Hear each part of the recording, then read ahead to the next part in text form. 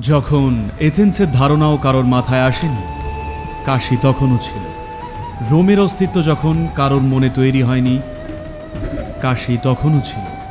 যখন ইজিপ্ট বা মিশরের কোনো অস্তিত্ব ছিল না, কাশী তখনও ছিল। তো জ্যামিতির নিরিখে এই মহাবিশ্ব বা এই বৃহৎ অস্তিত্ব কিভাবে ক্ষুদ্র অস্তিত্বের সাথে এক হয়ে যায় তার এক নিখুঁত জ্যামিতিক উদাহরণ এটা। আর এই যন্ত্রকে শহরের আকারে তারা বানিয়েছিলেন।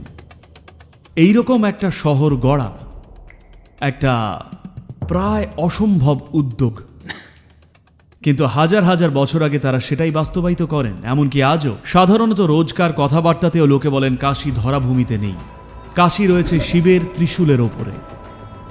কারণ তারা এমন একটা ফিজিক্যাল কাঠামো গড়েছিলেন যা থেকে একটা শক্তির কাঠামো তৈরি হয়েছিল, আর সেই শক্তির কাঠামোটা মাটিতে নেই, রয়েছে ওপরে।